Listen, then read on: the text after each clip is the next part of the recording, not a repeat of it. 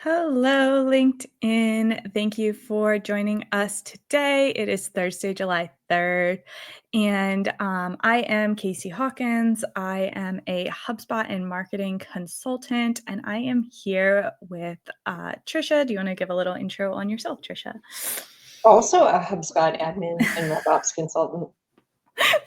Easy enough.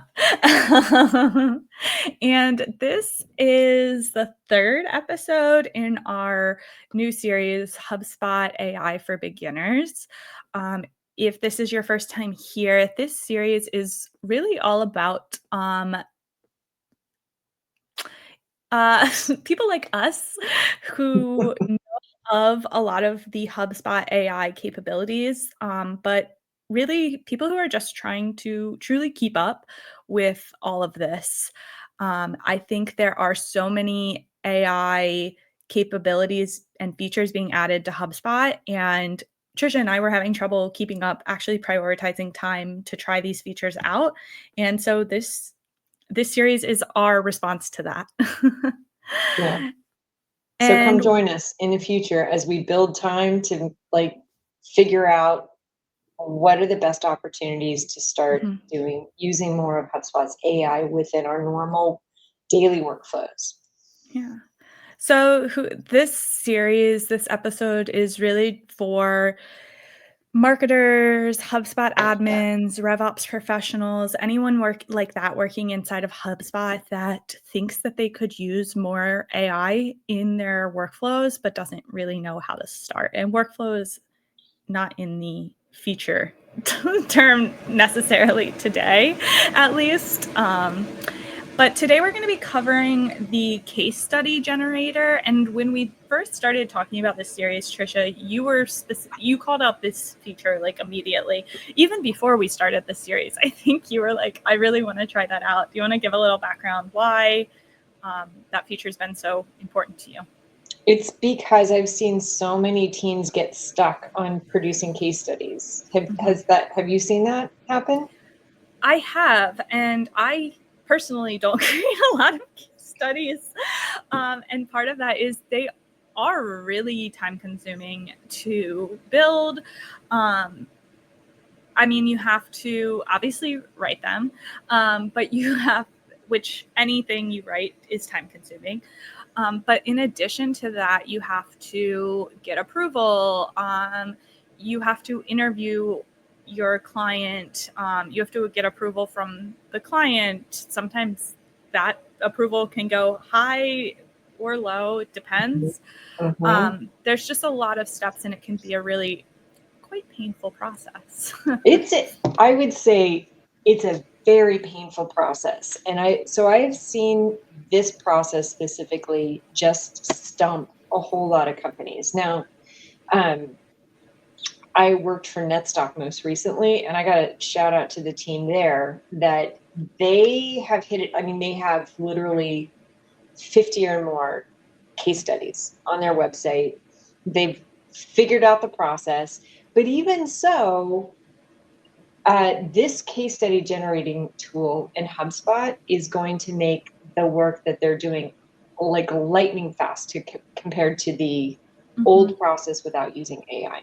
mm-hmm, So whether you've been stumped by producing case studies in volume, or if you're already producing at volume but you're doing it all manually, this tool can. I already played around with it and I'm very impressed with it. I think it can really accelerate the pace at which you can produce these things and take a lot of that. I don't know, it's just a slog. And it makes it more of a joy and less of a slog. yeah, so Trisha has tested this out. So today she's going to show me how she used it. Mm-hmm. That's it. Casey's got Uh, Casey's got the demo portal, and we're inside a lot of customer data, and nobody wants us or anybody to have their data shared online. So Casey's got, and deservedly, so Casey's got the demo portal. She'll be driving. Deservingly. And what we're talking about specifically, like the big plus sign to me is that you're going to have an interview. Like that step, I don't think can really be skipped. And that's where it's usually at least two people in a Zoom, you and the customer talking, going through some questions, right? And their standard questions is sort of like, what was the problem that you were trying to solve for? Why did you pick NetStock? And then what were the results? Or maybe even like, what was the onboarding process like? And then what were the results?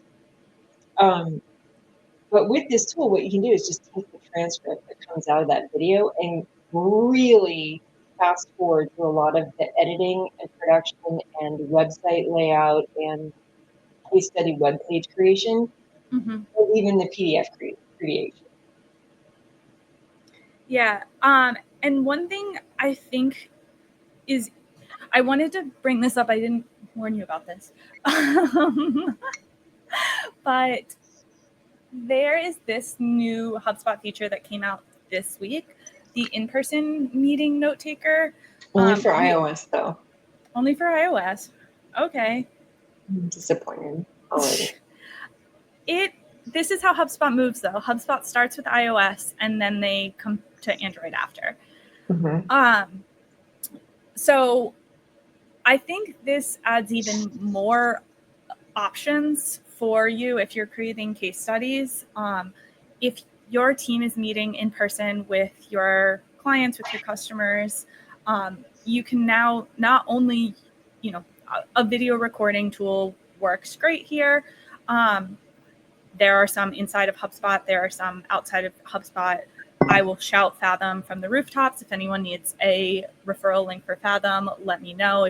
If Fathom wants to pay me to wear their t-shirt on every LinkedIn Live, happy to do that too.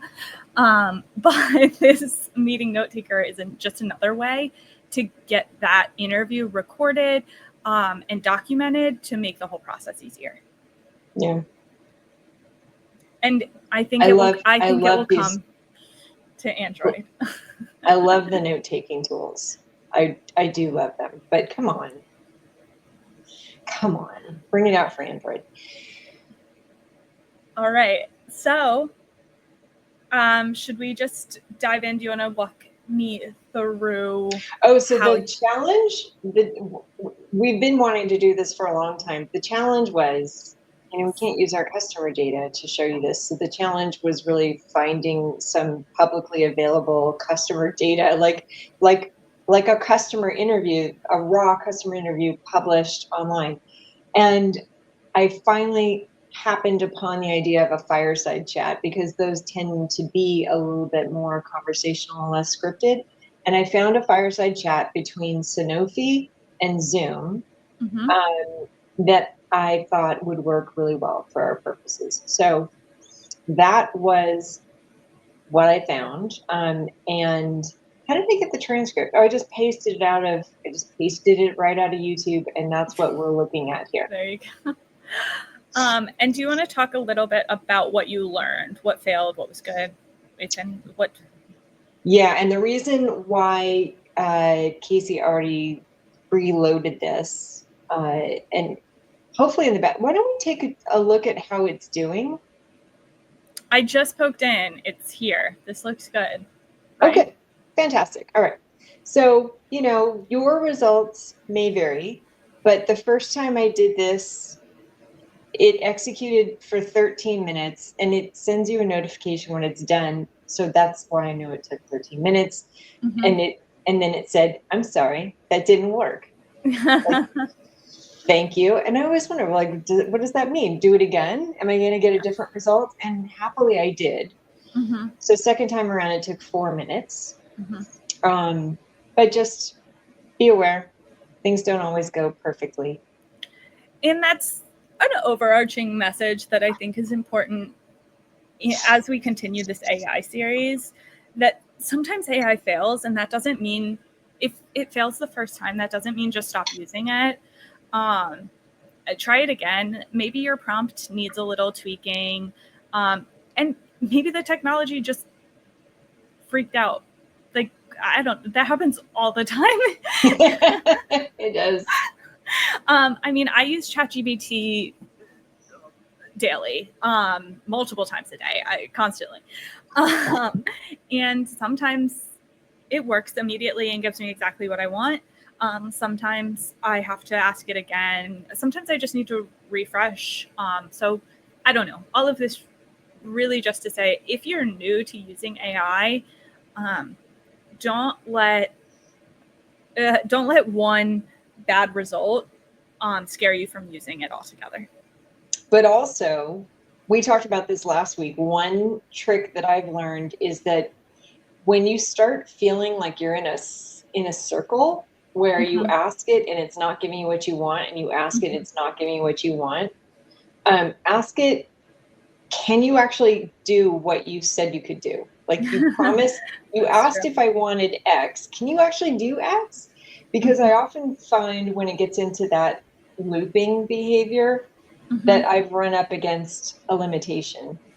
And it's just too polite to tell me, or it's ashamed maybe to tell me that it overpromised.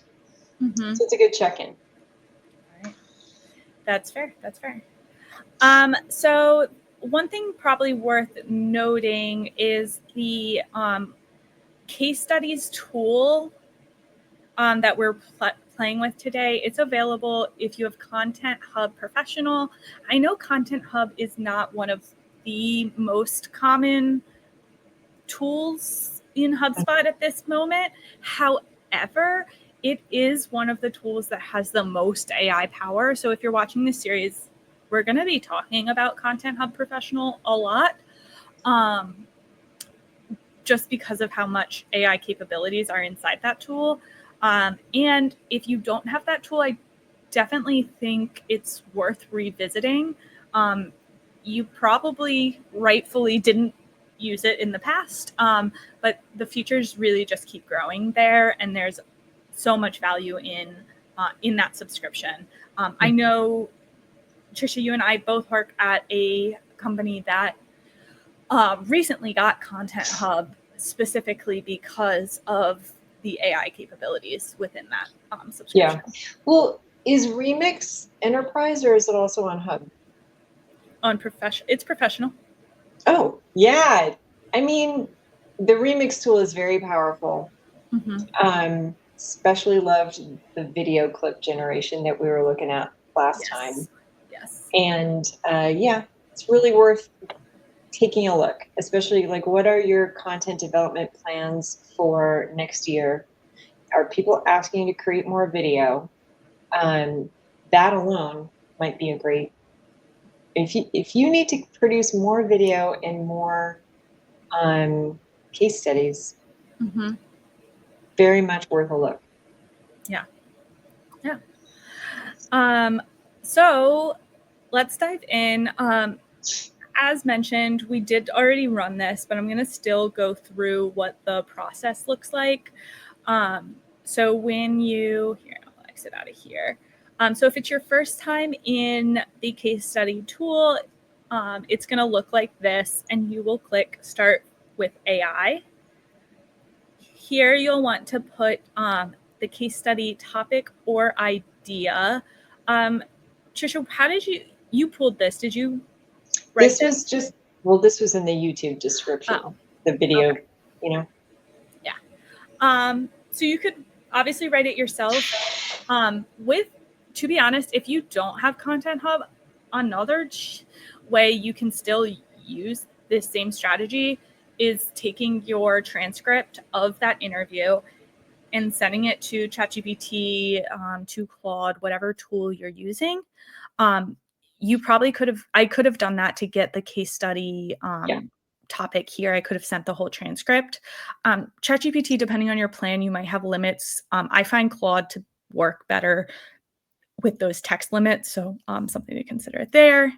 Mhm. For this example, I'm leaving target audience as of United States. And here I can drop down and add the company in HubSpot. I'm not doing that today, but if I added that, it'll use the company information to populate parts of the case study. Yeah, it might add stuff like, industry, geographic region, stuff like that, just to make the context a little richer. And then there's these customized details. You can select your ICP, select languages, things like that, and then And also I thought that that was interesting because at a company that you and I have worked with, for example, their solution is aligned to different ERPs. And Mhm, so one of the important filters in their case studies is talking about how their solution works with NetSuite or how it works with, name an ERP. mhm, And so that could be a place where you would select a specific ICP segment. mhm. Yeah. That is a great point. Also just worth noting, don't include sensitive information in your input. So if needed, you might need to scrub any sensitive things out. Um, brand voice is disabled for case studies. What does that mean? Is that in my settings? Seems so. Well, it said This that one, you could edit in brand entity.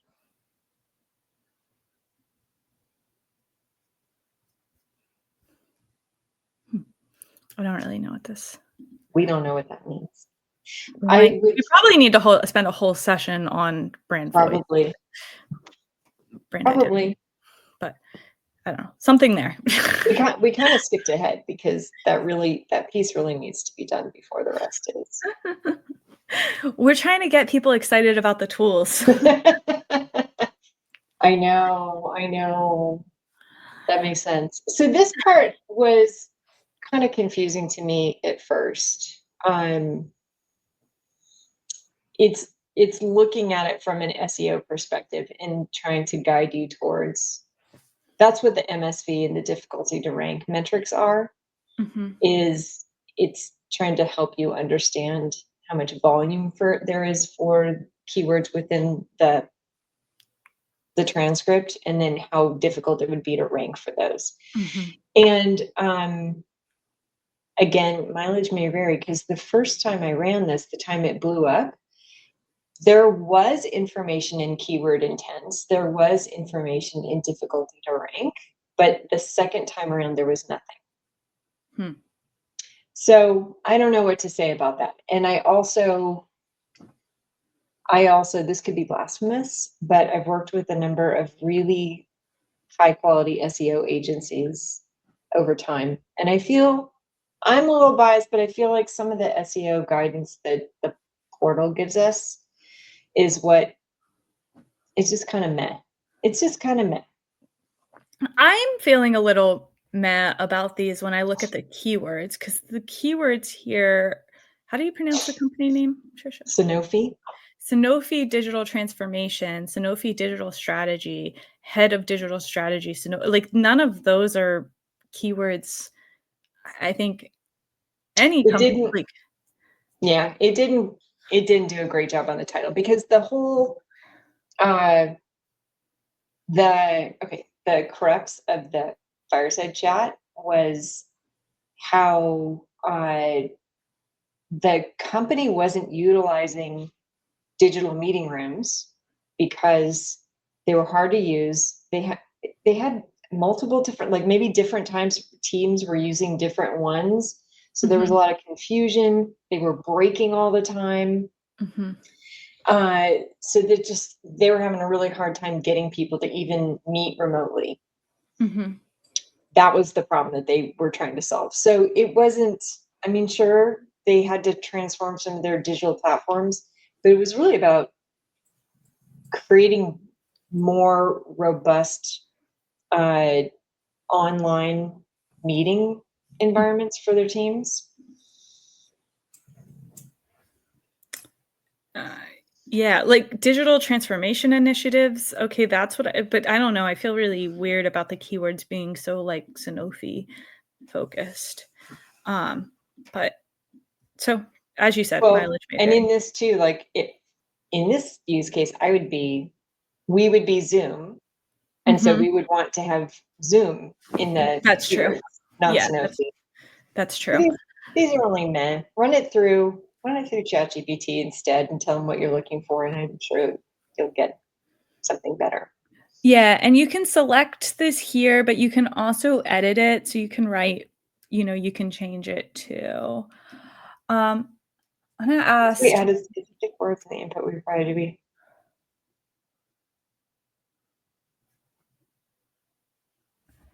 well, so Yeah, this I is think just probably adding more like better, more context there would have helped HubSpot guide the title better.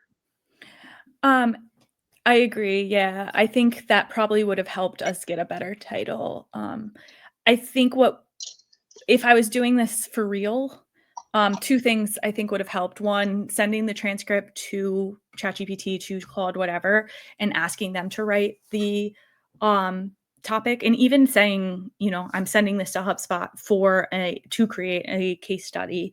I Mhm. think all of that probably could help. The second thing is this is a dummy portal. I wonder if the keywords would have been better Mm. if because this portal has no idea what. Oh, okay. Well, I did it. That is interesting. I said that I got keyword intent and difficulty to rank, and I tested this on a not dummy portal. Mhm. So Um, okay, so maybe. so then the next step is to add documents. I did this part already, but you would just upload your file. I downloaded, again, well, Trisha downloaded the transcript. So I just uploaded that. And then as a reminder, it took about 5 minutes when it worked to execute. So just keep that in mind. You might want to upload it and then go get a coffee refill or water or whatever, tea, whatever your choice Mm. is. There's a And then lot of you that in AI, right? Do a Mhm. thing, go do something else for a minute. I do that all the time. I'll, like, send AI a long prompt, and then I'll go refill my coffee. Um, so then you generate case study. I did already do this, mostly so that you all don't have to wait. And here is what it said. Um, I'll let it guide me for the purposes of this. So the title is up here. I believe this is what I selected from that title screen, but obviously I can customize this now. Um, it did so the benefit of building it here in HubSpot's case study builder instead of like just sending the whole case study to AI or the whole transcript to AI and asking AI to write it is this. I mean, it built out this. So I can now it's on the page already versus Mhm. if I had sent the transcript to ChatGPT and said, "Write a case study," I would then have to build this page, but this page lives. Mhm. Here, and this is a huge advantage from my perspective, and this is the way that case studies should be built for your website. Because what I've seen over and over and over again is that companies generate a PDF first, Mhm, and they might add the PDF to the website. mhm, But the content in PDFs aren't discoverable by mhm, Google and other search engines. You really mhm. want that content to be on the page. Uh, I would 1000% say you should be creating a page, not a PDF. If you're only creating one, you should be creating a web page. Yeah. So I love this. Sometimes people, I don't know, they want the PDF because you have more control over how it's laid out. But this supposedly, well, I didn't get this far. Will also create a PDF. Mhm. And so hopefully you get the best of both worlds out of this. But okay, this isn't why we're here today. I hate when people say that about PDFs because, um, they look crap on your phone. Yeah, What I that's like about web pages is that they aren't. a great point. Sorry, I digress. So here HubSpot's letting me edit the media and summary. This looks, I think, just like if you were doing a landing page, a CMS page, anything like that. I think all of this is editable in the same way. So if you're already used to HubSpot's CMS tool or anything like that, this is all available. Yep. And presumably we didn't have any like there. What I'm thinking about is like being able to edit this template. I don't see a way to do that. I'm presuming that once you do get it set up, there is a way, or I don't know. There's got to be a way to like set this up once and then have it apply to all future things. This is kind of nice. It did pull out the products. So it's starting to categorize so that in theory, if I had a case study library, I'd be able to add them. And those were added by default. And there was just dummy ones in there. That is pretty cool. I love this metrics I loved section. this too. And then interestingly, oh, look at that. I was very interested to see if it would come up with different things, because like different numbers, because you did it on one system and I did it on another. We did it 2 different times. So what we have in common is 58,000 daily connected users, 11,000 daily meetings, 1,000 monthly webinars. Where we got something different is I also got 80 average daily video use is 80 minutes per room. And you got significant travel cost reduction. Significant. And I went through the transcript. Now I had to go to the transcript, because of course I wasn't familiar with any of this data, and just make sure it was all legitimate. And it was. I was very surprised, very impressed, because there were no lies here. Yeah. And then you can edit all these metrics here. Metric value, significant. I love that. And then, yeah, so this is all set up like your landing pages and stuff like that. So that's my takeaway, is that this is just saying that's all editable. Sorry. And then again, just like your landing page, website page settings, you can edit the URL here, the page title, the meta description. But obviously all of those are already enriched. The industry is already added. And then there is a social sharing image that that's not already added, but a place to add that to. Meta description we talked about. And then, yeah, when I'm ready, I can publish. Wait, one more word though, is that all the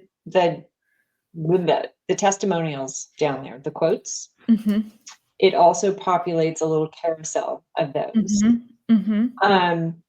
They also did an exceptional job of those. The thing that was interesting was that these are not necessarily verbatim quotes, because it was a conversation in which, in one case, the host like interrupted the guy. So HubSpot did a fantastic job of pulling the sentiment out of what he was saying, because he legitimately got interrupted in the middle of what he was saying, and they still pulled it all together. I love that. I mean, personally, I don't think case studies need to be word for word when we do these quotes, because we're people, we say things weird. I'd rather you quote me in a more concise way than the way that I speak. But it is, again, just saves you time, because you would have to put the mental energy into like trying to condense and find the like the sound bite out of that. And here you have it all packaged up, and it's really easy to send this off to Remy and say, do you approve the use of this quote? Yeah. I do want to take a look at the template. Oh, do you want to show anything else in here? No, the rest was just that I looked through the actual text here. It was spot on. Like it told no lies. It did a very good job of accurately pulling the sentiment out of the chat. That's great. So if we go, and I definitely want to touch on this because Anna also mentioned that the replicating the settings for future use cases is one of the reasons she likes using HubSpot's AI tools. So let's wait, say that again. She said that the feature, being able to replicate the settings for future case studies, is one of the reasons she likes using HubSpot's AI tools. It does seem like there's a template here that they are following. So I believe, and this is like an Elevate template. I am led to believe that this was probably like, if I edit this template, it will follow based on the way that this is looking. Can you only, is there a WYSIWYG front end to that template editing, or do you have to do it in Hubble? It does seem like it's a Hubble one, but that's because this template is a Hubble template. Okay.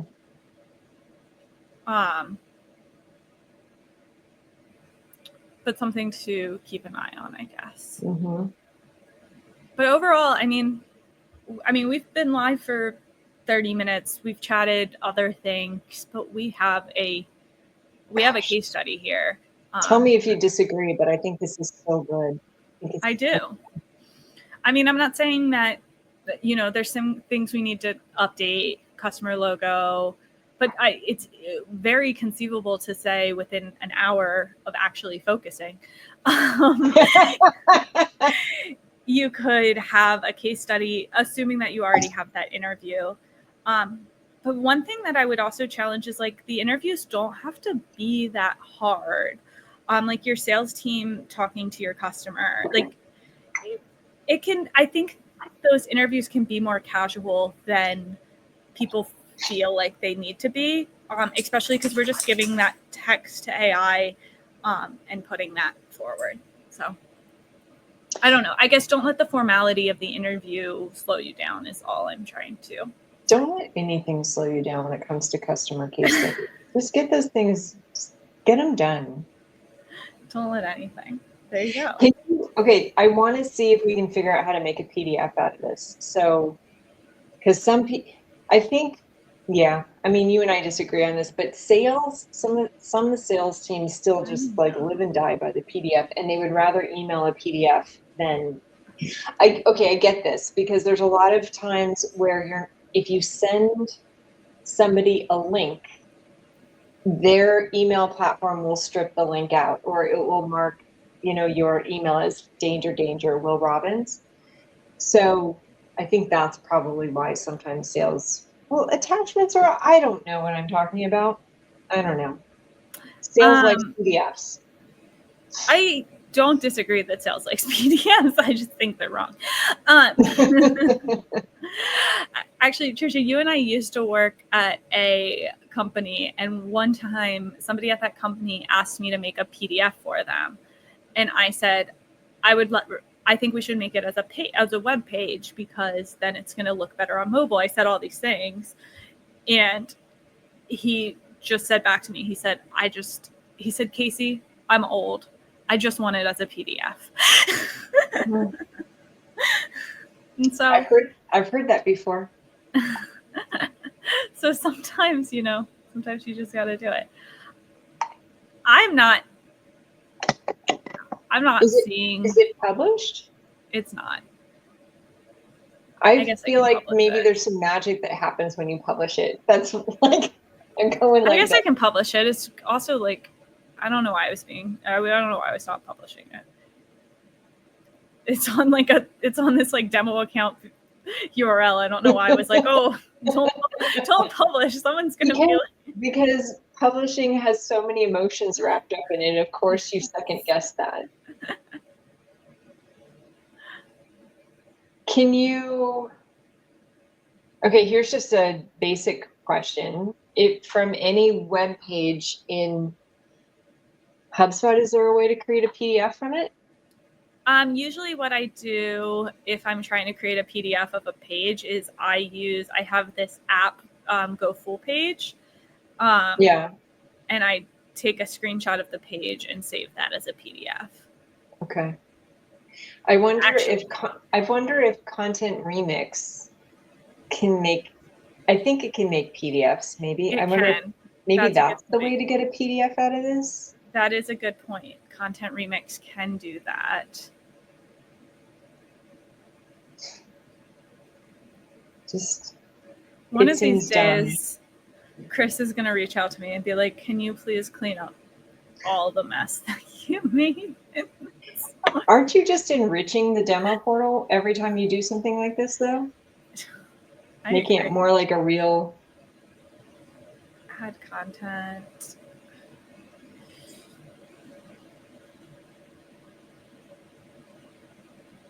Maybe you can't.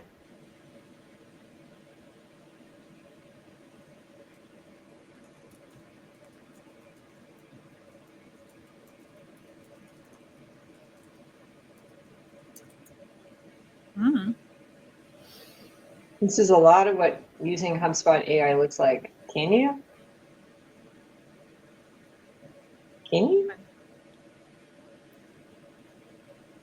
I'm unable to create a PDF directly, but can guide you on how to do it. Open word processor. I love that you admitted that you couldn't do it. I love that. Open word processor is a very funny part of All right. Well, I could swear. Maybe I'll call. I probably, but not on the week of rest, of course. And good. Anyway, I will eventually call HubSpot and ask them, because I could swear I heard that you could do that. It's also still in, oh, here, configure theme, header, footer settings. So awesome. Check those out. Also, it's also still in beta. So keep that, I don't know, consider that. Mm-hmm. I gotta, so anyway, there's a lot of AI tools in HubSpot I am meh about. I love this one. Just love it. I think this is really great. If PDFs, if your team requires a PDF for a case study, check out a tool that takes full page screenshots, and then there you go. I think you're well on your way. And if not, I still think this is a huge step forward towards getting your case study. And if even if you still have to make the PDF version, now you have a web page version that's available immediately, and then you can create the PDF version after the fact if you need to do that in a way that you can see all of these or whatever. So check it out. Check it out. I love it. All right. Any final thoughts for today, Trisha? I have no final thoughts. All right. Well, thank you all. I'm good today. I hope that everyone has a good weekend, long weekend if you're in the US. And we will see you back next week. Thank you all for joining us live, on demand, however you're watching this. And we'll see you next time. See you next time.